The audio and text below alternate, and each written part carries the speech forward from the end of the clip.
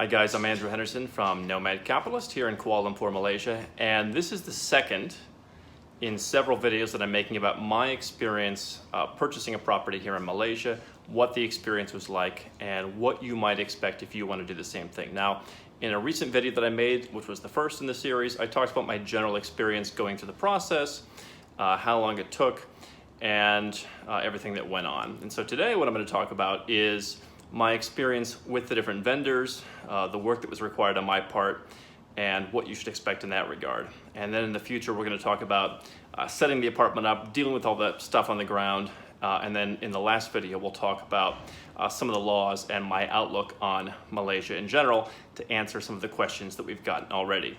So very straightforward. Purchasing a property in Malaysia is not necessarily a speedy process. When I look at countries like Georgia, where you can transfer a title in one day, compared to that, Malaysia's pretty darn slow. The good news is if you hire the right help, as is often the case, and something I always talk about, but if you hire the right help, you can often times get things done without a lot of work on your part. So I talked in the first video about how I set this deal up in mid-January 2017. It closed basically the 2nd of January 2018. Could have closed a few weeks earlier had I been not running around doing a lot of stuff in December. The two really key people that I dealt with here were the real estate agent, of course, and the attorney. And there were some questions and comments about dealing with real estate agents here in Asia that I wanted to speak to. I had some kind of acquaintances here who had pointed me in the direction of a few real estate agents. I was able to be referred to a few different ones, and I basically used my normal filtering process that I use on people to quickly get down to which ones were worthwhile. If you don't return phone calls very quickly, you're out. If you can't understand English, you're out. If you can't really understand what I'm talking about, or I ask simple questions and you answer questions I'm not asking, you're out. And so I quickly whittled it down to one agent. Generally, I found that in Asia, for me, working with men is a little bit more straightforward. Don't ask me why.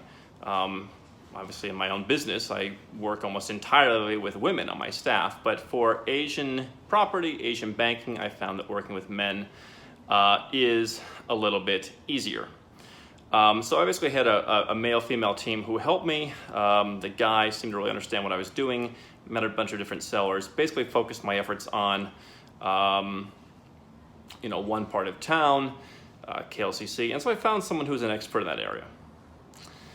We basically eventually, pretty quickly actually, focused on one building.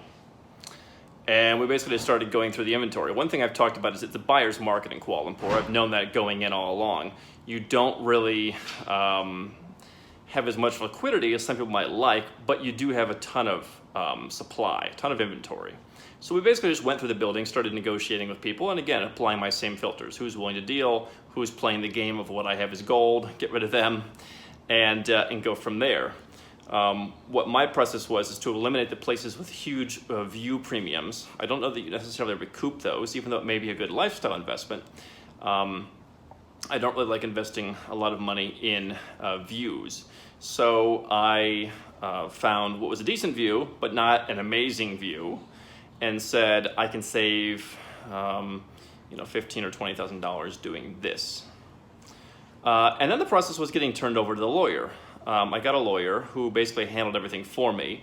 I had to meet her a couple different occasions. Had I been staying in Malaysia, it would have been very easy. You just go to her office, she certifies everything.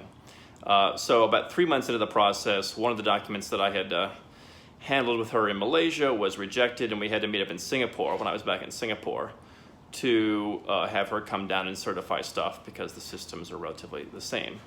After that, we just sat back and waited for government approval, and then she basically asked me to make a large payment in December. What a lot of times happens, and what's pretty common here in Malaysia, is for you to actually send the money to the lawyer's trust account and for the lawyer to deal with the bank on your behalf. So to not have that involved would make the process a bit more difficult. But really, all in all, there's not a lot to comment on in terms of the process of buying the property. You sign some contracts. If you're here in Malaysia long enough, i.e. a couple of weeks, you can do it all in person. Then you just sit back and wait. And so, there was a comment about how real estate agents and lawyers as well don't really seem to care about Westerners because the business is all in China. Definitely if you go to the luxury boutiques here, I've always said that If you're a white guy and you want to be left alone and not know anyone, but not meet anyone who speaks your language, go to Gucci, go to Louis Vuitton. It's nothing but mainlanders here in those stores. I found that while there are really no agents that specialize in expats, you can find some that really understand the expat mentality. It's not all Chinese. And to say that people who also speak Chinese are not going to serve you as well, I think is very unfair. So I would apply the general filtering techniques that I talked about. That's one thing that I've developed after years of doing this, is quickly figuring out what I'm willing to accept and what I'm not. And from there, it all worked pretty smoothly. So that's the process. It was very straightforward. It was not super fast. 1 year is about the timeline that things have been taking recently. But with the right agent, and especially with the right lawyer who manages the process, there's not much for you to do. And then once the sale was closed, my lawyer's been helping me with some small things, negotiating a few repairs with the seller, or as they'd call it here, the vendor. But it's been very straightforward, if not just a bit slow, and wondering what was happening. And so to understand the process is to feel more comfortable, because you realize that you don't have to be worrying that it's taking so long. So that's the process of actually getting stuff done, and there wasn't much involved. As I said, next time I'm going to talk about my thoughts on the property market and everything that went on, my thoughts about the money aspects of it. Definitely subscribe to our channel here if you want to get all of those updates, plus all of our videos on the Nomad Capitalist lifestyle. And of course, you can also go to nomadcapitalist.com.